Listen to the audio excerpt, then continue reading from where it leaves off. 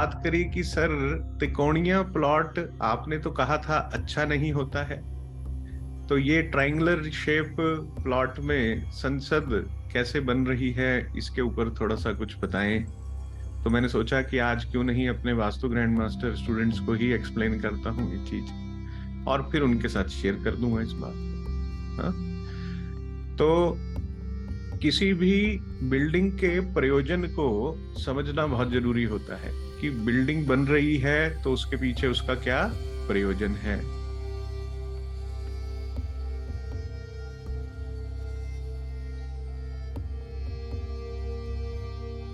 तो इस बिल्डिंग के पीछे का प्रयोजन क्या है? इस बिल्डिंग के पीछे का प्रयोजन है कि यहाँ लोकसभा, राज्यसभा चले, यहाँ पर देश चले, देश से रिलेटेड, हमारी कंट्री से रिलेटेड जो मुख्य डिसीजंस हैं इसकी डेवलपमेंट में, इसकी सिक्योरिटी में, उससे रिलेटेड बिल पास हो।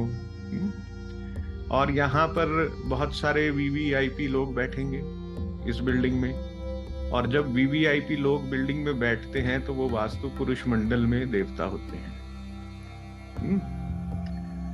इस मंडल की सुरक्षा भी एक बहुत बड़ी चुनौती रहती है। ये बहुत इंपॉर्टेंट है कि उनकी सिक्योरिटी रहे। हाँ? और उनकी सिक्योरिटी की जो प्लानिंग है वो दुर्ग शास्त्र अनुसार की जाती है। वास्तु शास्त्र में के नियमों में दुर्ग कैसे बनाया जाए, उनके नियमों को ध्यान में रखते हुए ये डिजाइनिंग की जाती है। तो वास्तु शास्त्र के अनेक ग्रंथ हैं, आप लोग जानते हैं, विश्वकर्म प्रकाश है, मेमतम है, सम्रांगन सूत्रधार है।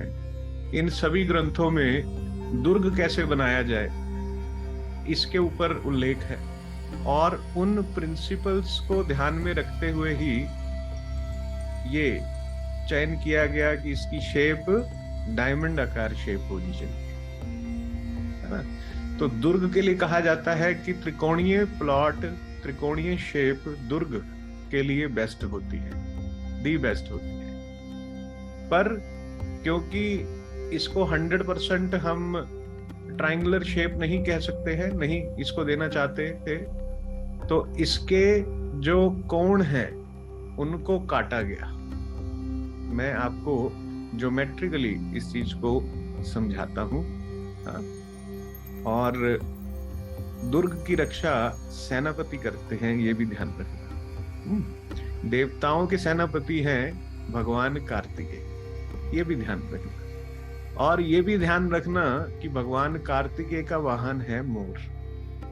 तो तुम्हें बहुत कुछ अभी रिलेट होता रहेगा। भगवान कार्तिकेय कैसे हैं? भगवान कार्तिकेय की का जो निघंटु है उसमें बताया गया कि भगवान कार्तिकेय के 6 मुंह हैं, 6 मुख हैं, मोर पर सवार हैं, कुमार हैं, उनको सदैव देवताओं से कुमार रहने का आशीर्वाद मिला है, बालक रहने का आशीर्वाद मिला है। और देवताओं के सेनापति हैं, यानी कि देवताओं की जो रक्षा है वो इस 6 मुख वाले भगवान के हाथ में है, जो मोर पर विराजमान है। चलिए देखते हैं। सब लोगों को बहुत बहुत मुबारक हो नई संसद की। इस संसद की शेप को, ये ट्रायंगुलर शेप आपने देखा यहाँ पे, ये देखिए ट्रायंगुलर शेप है, ये राइट साइड पिक्चर में देखिए। एक सेकेंड होल्ड कीजिए। हाँ, ये देखिए राइट साइड, ये ट्रायंगुलर शेप है। ठीक, अब इस ट्रायंगुलर शेप का जो ये भूखंड है, इसको बराबर से तीनों साइड से काटा गया, ज्योमेट्रिकली इसके ऊपर वर्किंग की गई। ये देखिए। हाँ, तो रेगुलर ट्रायंगुलर साइज इस प्रकार से इसका ब्रह्म स्थान निकाला गया, और फिर इसके ये जो कोण है बराबर से तीनों तरफ से काटे गए। दिखा आपको, समझ में आया? इस तरह से इसका ब्रह्म स्थान निकाला, ब्रह्म स्थान निकाल के, और ये जो कोण आए, ये जो एक्स्ट्रा एरियाज हैं, इन पे कट किया गया। क्या यहाँ तक कुछ कुछ समझ में आया आपको? ज्योमेट्रिकली कैसे इसको डिजाइन किया गया है, कैसे डिसाइड किया कि कहाँ से कोण कटने चाहिए। तो यूजुअली त्रिकोण में क्या होता है, यूजुअली त्रिकोण में 60 डिग्री का होता है, 60 डिग्री के रहते हैं। यहाँ पे ये 180 डिग्री के कट्स आ गए हैं यहाँ पे। आगे देखिए, ठीक है। तो इसको हम क्या कहते हैं, इस शेप को हम कहते हैं हेक्सागोनियल शेप कहते हैं। हेक्सागोनियल मतलब 1 2 3 4 5 6, 6 मुखी जो हो गए हैं, जिसके 6 कट्स आ गए हैं, वो हेक्सागोनियल शेप होती है। अब हेक्सागोनियल शेप में जो ये शेप है, संसद की जो शेप है, ये शेप इरेगुलर हेक्सागोनियल शेप है। कौन सी है? इरेगुलर हेक्सागोनियल, यानी कि डायमंड आकार की है ये। ध्यान से देखिए, अब मैं आपको यहाँ दिखाता हूँ, इधर देखिए,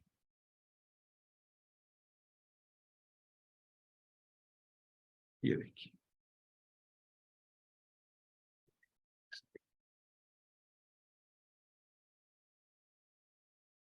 कहाँ गया एनीमोटो, एक सेकंड बेटा। हाँ, ठीक है। तो ये शेप थी। हाँ, ये एक्चुअल शेप थी, ठीक। और इस शेप को जब काटा गया तो ये, एक सेकंड देखिए,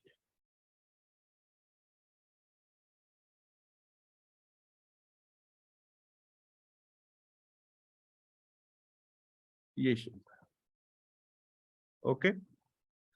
और इसके कट लगाए गए यहाँ पर बराबर से। हाँ, तो अब ये शेप क्या बन गई? ये डायमंड शेप बन गई। कैसे बन गई दिखाता हूँ। ये देखिए, इरेगुलर हेक्सागन शेप इसको कहते हैं। ये बन गई।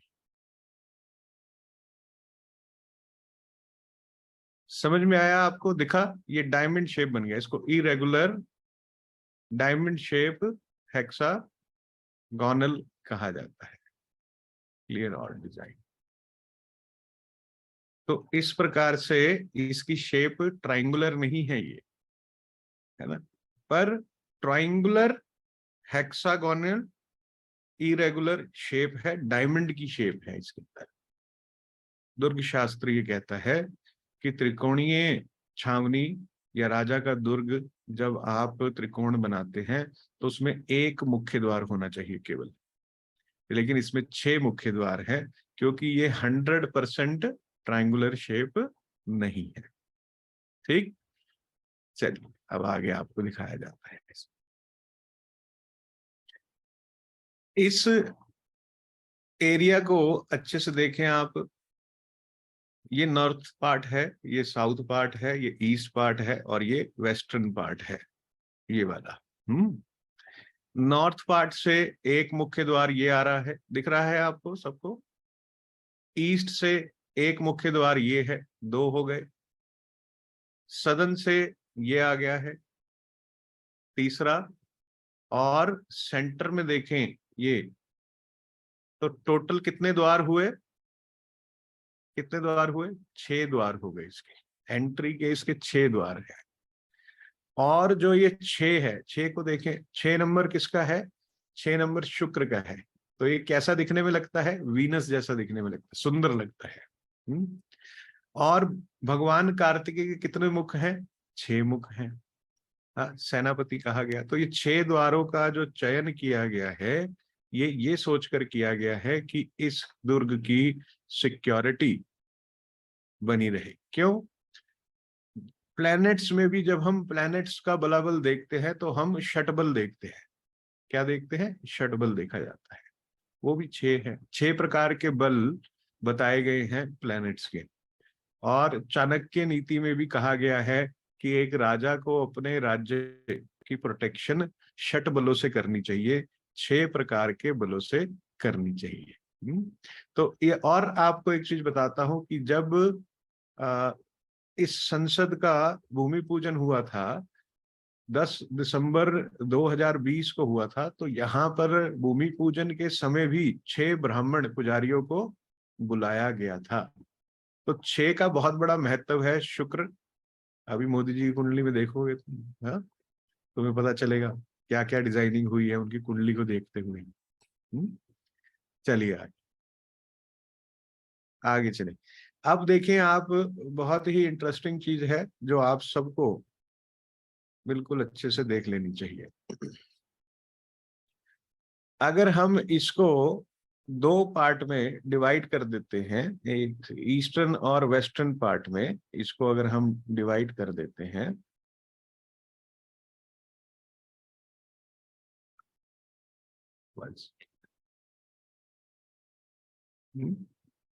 तो आप देखेंगे कि इसका जो ईस्टर्न पार्ट है उसमें ये सेंट्रल लॉन्ज बना है। क्या बना है? सेंट्रल लॉन्ज बना हुआ है। तो ये एरिया ओपन रखा है। लिखिए क्यों ओपन रखा है? क्योंकि ईस्ट की डायरेक्शन सूर्य देवता की है। वास्तुशास्त्र के नियम ये भी कहते हैं, जब आप दुर्ग निर्माण करें, कि जहां पर दुर्ग का मैक्सिमम एरिया होता है, निर्माण का मैक्सिमम एरिया होता है, उस एरिया के दिशा, उस दिशा के जो प्लैनेट है उनके इफेक्ट्स कम हो जाते हैं, मिनिमाइज हो जाता है। जहां पर निर्माण होगा, दुर्ग का मैक्सिमम एरिया का जहां पे डेवलपमेंट होगी, कंस्ट्रक्शन होगी, उन दिशाओं के जो प्लैनेटरी इफेक्ट्स हैं, प्लैनेट्स के जो नेगेटिव इफेक्ट्स हैं, वो मिनिमाइज हो जाते हैं। तो जब आप प्राइम मिनिस्टर की कुंडली को देखेंगे, मोदी जी की कुंडली को देखेंगे, तो उसमें आप पाएंगे कि सूर्य बहुत अच्छा योग बना रहे हैं 11th हाउस में। अभी देखेंगे आप। तो क्या कहा?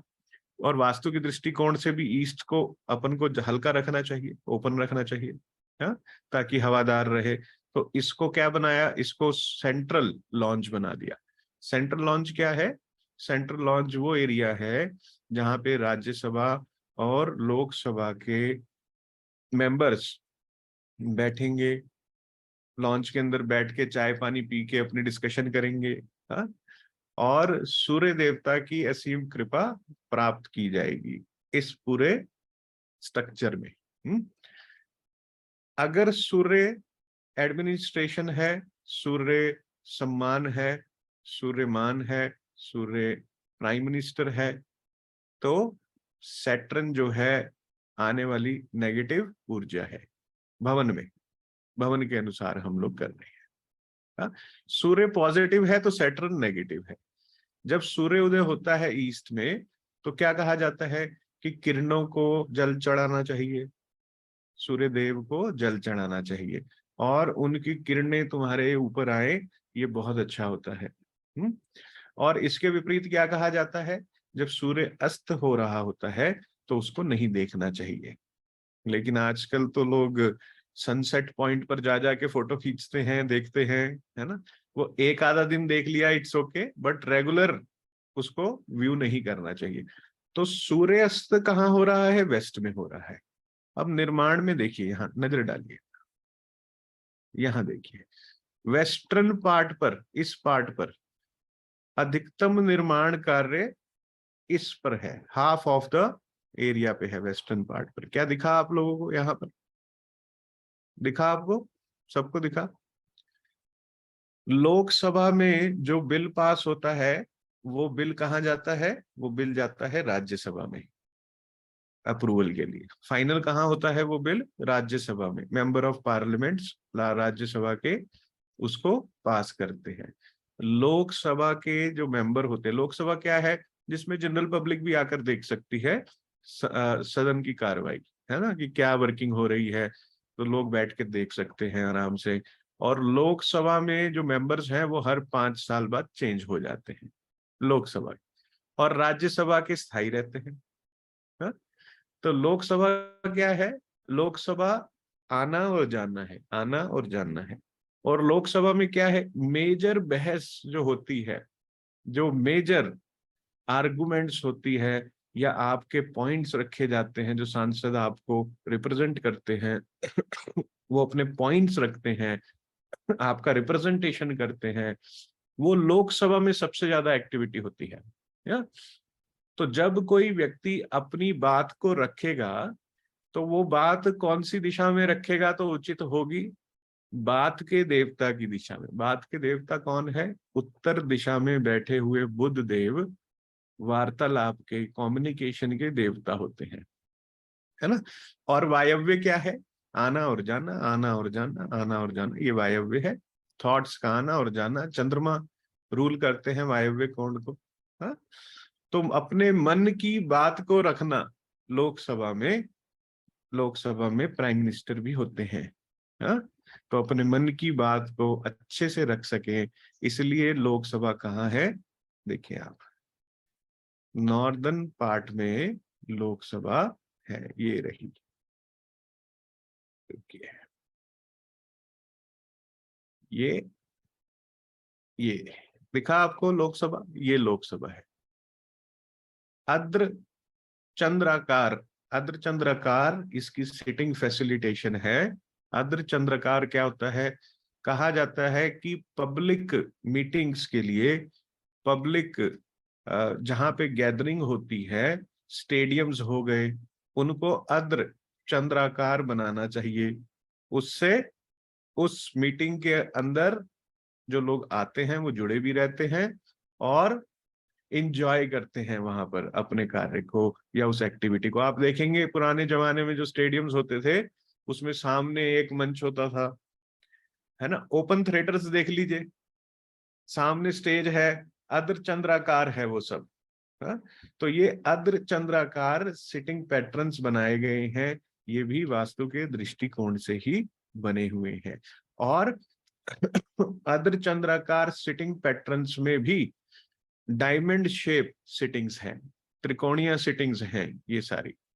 तो जो शेप आउटर पैराफेरी पर है, वही शेप संसद के अंदर भी चली जा रही है। क्या यहां तक बात समझ में आई आपको? हाँ, बिल्कुल ठीक। चलें आगे देखते हैं।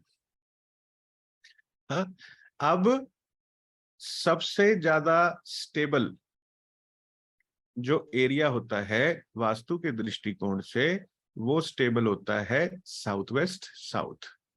तो आप देखेंगे कि राज्यसभा, जिसमें बहुत स्ट्रांगली बिल पास होते हैं, रखे जाते हैं, और स्थायी मेंबर्स पार्लियामेंट के बैठते हैं, वो कौन सी सभा है? वो राज्य सभा होती है, जिसमें राज्यसभा के मेंबर्स लोकसभा से आए हुए बिल को पास करते हैं, पारित करते हैं।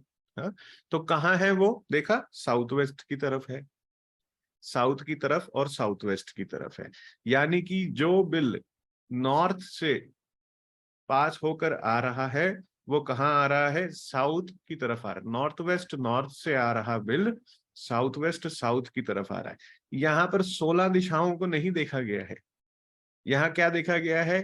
वास्तु की वैदिक परंपरा को ध्यान में रखा गया है। वास्तु की वैदिक परंपरा क्या है? 8 डायरेक्शनल वास्तु को देखा गया है। तो कार्तिकेय के 6 मुख क्या है कि वो 6 दिशाओं में, यानी कि सर्व दिशा में वो देखकर युद्ध लड़ने की क्षमता रखते हैं कि अटैक, एक्सटर्नल अटैक ओपोनेंट का कहां से आ रहा है। भगवान कार्तिकेय 6 दिशाओं पे नजर रख सकते हैं और उसको ब्रीच कर देते हैं, उस अटैक को। ठीक, तो हमने देखा लोकसभा हमारी कहाँ है? नॉर्थ वेस्ट, और नॉर्थ में लोकसभा है। वहां पर कौन बैठे हैं? वहां पर सारे ये कौन बैठे हैं? ये बैठे हैं अंदर, लोक सभापति होगा एक, और मेंबर्स होंगे। तो सभापति का इतना वो नहीं है, सभापति तो एक ऑर्गेनाइजर है, ऐसा समझे। उस सभा को चलाने वाला है कि भाई डिसिप्लिन में रहो, तुम कॉन्स्टिट्यूशनल टॉक्स करो, इधर उधर की बात नहीं करो, समय बर्बाद नहीं करो, जो टॉपिक है उससे रिलेटेड डिस्कशन हो। कोई ने प्रश्न उत्तर सेशन है तो आपके प्रश्न पहले आ जाते हैं, उत्तर तैयार करके लाते हैं मेंबर। ये प्रोसेस इस प्रकार से चलता है ना। तो सभापति इज जस्ट एन ऑर्गेनाइजर, लेकिन उस सभा में बैठे हुए जो देवगण हैं वो वहां के मेंबर हैं। वास्तु पुरुष मंडल में नॉर्थ वेस्ट और नॉर्थ में बैठे हुए देवता कौन है? लोकसभा के मेंबर्स हैं। वास्तु पुरुष मंडल में साउथ और साउथ वेस्ट में बैठे हुए देवता कौन है? राज्यसभा के मेंबर्स हैं, जो स्ट्रांगली और बहुत फेमस है। साउथ क्या है? जो बहुत फेमस है, ब्रांड है, जो बड़ा है, जो जिसका नाम है। तो लोकसभा के और राज्यसभा के मेंबर्स में क्या फर्क होता है? राज्यसभा के मेंबर्स का पद लोकसभा के मेंबर्स से ऊंचा होता है। यहां तक बात समझ में आई आपको? बिल्कुल क्लियर। हाँ, तो आपने देखा किस प्रकार से ये डिजाइन किया हुआ है। वेस्टर्न पैराफेरी पे south south west, south south west, west north west और नॉर्थ, इस पैराफेरी तक क्या हुआ है? डेवलपमेंट हुई है। मुख्य निर्माण यहाँ हुआ है। इसमें भी अगर आप नजर डालेंगे, ध्यान से देखिए यहाँ, इसमें भी जब आप नजर डालेंगे तो आप देखेंगे south west south, north west north, इस पैराफेरी को बैलेंस किया हुआ है। यहाँ पे देखिए बैलेंस निर्माण है। कोई ऐसा नहीं कि इस तरफ ज्यादा हैवी निर्माण है या इस तरफ कम हैवी निर्माण है, इसको बैलेंस किया गया है। ये बैलेंस निर्माण है यहाँ पर। कुछ कुछ समझ में आ रहा है? और सबसे लाइटेस्ट कहाँ है? सबसे लाइटेस्ट है ईस्ट में, नॉर्थ ईस्ट में। देखिए लाइटेस्ट है, यहाँ पर कोई बहुत ज्यादा निर्माण नहीं, साउथ ईस्ट में है। नॉर्थ ईस्ट और साउथ ईस्ट को अगर आप देखेंगे तो यहाँ पर भी बैलेंस कंस्ट्रक्शन हुई है। देख रहा है आपको? बिल्कुल बैलेंस्ड है, एक जैसी कंस्ट्रक्शन है। क्यों है? नॉर्थ ईस्ट दिशा के जो प्लैनेट बृहस्पति हैं, गुरुदेव है, बृहस्पति देव है, जो कि प्लैनेट्स में बहुत शुभ कहे जाते हैं। और साउथ ईस्ट में कौन सा प्लैनेट है? शुक्र देव है। बृहस्पति देव और शुक्र देव दोनों ही अति शुभ प्लैनेट्स माने जाते हैं एस्ट्रोलॉजिकल एस्पेक्ट दृष्टिकोण से। समझ में आया? तो दोनों को बैलेंस रखा हुआ है, दोनों गुरुओं को बैलेंस रखा हुआ है। तो ये बहुत ही सुंदर तरीके से इसका निर्माण किया गया है। अब इसमें आगे देखिए आप क्या है। अब यहाँ देखिए ये है, ये कॉन्स्टिट्यूशनल, सेंट्रल कॉन्स्टिट्यूशनल हाउस बनाया हुआ है यहाँ पर। हाँ, इधर सेंटर में देख रहे हैं आप इसको। ब्रह्म स्थान को ओपन टू स्काई नहीं रखा गया है, नहीं है ब्रह्म स्थान ओपन टू स्काई। कौन सा पार्ट है ओपन टू स्काई? जो ईस्टर्न पार्ट है वो ओपन टू स्काई है। सेंट्रल लॉन्ज को ओपन टू स्काई रखा गया है। सेंटर में क्या है? सेंटर में कॉन्स्टिट्यूशनल किताबें हैं, कॉन्स्टिट्यूशन से रिलेटेड वहां पर ऑब्जेक्ट सब्जेक्ट्स हैं। तो उससे क्या है कि ब्रह्मस्थान की ऊर्जा को बल दिया गया है कि जो कॉन्स्टिट्यूशनल किताबें हैं वो सारी सेंट्रल के नॉर्थ वेस्ट की तरफ है, और जितने लॉ स्वीट्स हैं वो सारे सेंट्रल से साउथ वेस्ट की तरफ रखे गए हैं। प्रतिमा विज्ञान के माध्यम से जो भी प्रतिमाएं हैं, मेजर प्रतिमाएं हैं जो कॉन्स्टिट्यूशन को रिप्रेजेंट करती हैं, या कॉन्स्टिट्यूशन बनाने वालों को रिप्रेजेंट करती है, या कॉन्स्टिट्यूशन में अपना योगदान देने वाले, उच्च योगदान देने वालों को करती है, उनसे related object subject photo video और स्कल्पचर, ये सब साउथ वेस्ट और साउथ की तरफ रखे गए हैं। समझ में आया? कैंटीन कहाँ है? साउथ ईस्ट में है। कैंटीन कहाँ है? साउथ ईस्ट पार्ट में कैफेटेरिया एरिया है। और जो बाहर आप देख रहे हैं छोटे छोटे कैबिन्स बने हुए हैं, उसमें क्या है? उसमें मिनिस्टर्स का वर्किंग रूम है उसके अंदर। कुछ कुछ समझ में आ रहा है आप लोगों को? हाँ, तो देखा आपने किस हिसाब से ये बना हुआ है। इस शेप को हम चैरियट शेप भी कहते हैं वास्तु में। चैरियट शेप क्या होता है? रथाकार बोला जाता है इसको, रथाकार। आप देखेंगे कि ये जब इसको नजर डालेंगे तो ऐसा लगेगा कि पीछे रथ पे आगे क्या है? चैरियट है वो पूरा बना हुआ। ध्यान से देखें, इसको शेप देखें, इसको चैरियट शेप भी कहा जाता है। देखिए ये पीछे रथी है, महारथी है, हाँ। और यहाँ पर क्या है, यहाँ पर अगर आप इसको अगर द्वार से खड़े होकर देखेंगे तो ये चैरियट शेप लगेगा। क्या लगेगा? चैरियट शेप लगेगा। और अगर 360 डिग्री व्यू करके देखेंगे तो ये इरेगुलर डायमंड शेप हेक्सागोनियल शेप में आएगा। तो सामने से देखने पर ये चैरियट लगता है, और सामने से देखने पर ये वराह शेप भी कहते हैं इसको, वराह अवतार होता है। वराह क्या होता है? ऐसे आगे से एक देखा है ना भगवान विष्णु का वराह अवतार, हाँ। और अगर उसको फ्रंट से देखो तो ऐसा लगेगा कि आगे वराह का फेस है और ऊपर ग्लोब है। ध्यान से देखिए, यहां देखिए, ये वराह, और ये ऐसा लग रहा है कि वराह ने अपने सर पर धारण किया हुआ है। ये भगवान कार्तिक का मैंने आपको बता दिया है सारा का सारा। अभी देखिए कुंडली में देखिए, हाँ। तो मोदी जी की कुंडली में सूर्य 10th हाउस का लॉर्ड 11th में बैठा है, और बुध उच्च का है, तो बुध आदित्य योग बन गया है। तो बहुत अच्छा हो गया। ईस्ट उनको मिल गई एंट्री, ईस्ट ओपन रखा उन्होंने, ताकि सूर्य यानी कि 10th हाउस का जो प्रभाव है उनकी कुंडली में वो प्रबल हो गया है। यहाँ देखें चंद्रमा नीच का है, वृश्चिक राशि में चंद्रमा नीच के हो जाते हैं, लेकिन लगन का लॉर्ड वृश्चिक राशि के लॉर्ड कौन है? मंगल देवता है। मंगल खुद स्वयं राशि होकर ये नीच भंग राजयोग की स्थिति पैदा कर दी है इसने, नीच भंग राजयोग की स्थिति पैदा कर दी है, हाँ। तो सेंटर में अगर कोई योग बनता है तो वो बहुत ही बलवान योग बनता है। सेंटर क्या होता है? 1 4 7 10 के जो भाव होते हैं इनमें। अब आप और देखें, 6 देखिए, पहला हाउस, दूसरा, तीसरा, चौथा, पांचवा और छठा।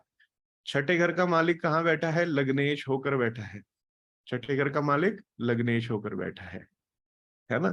तो इसका मतलब क्या हुआ? नंबर 6 हाउस, क्योंकि 6 की बात कर रहे हैं हम, हर चीज 6 6 6 पर चल रही है, तो 6th हाउस भी देखा इनकी कुंडली का, और उसमें देखा कि सर्विसेज का जो लॉर्ड है 1 नंबर मेष राशि, इसके जो जॉडियक लॉर्ड है मंगल देवता, वो लगन में बैठे हुए हैं स्वयं राशि होकर, और नीच भंग राजयोग की स्थिति उत्पन्न कर रहे हैं।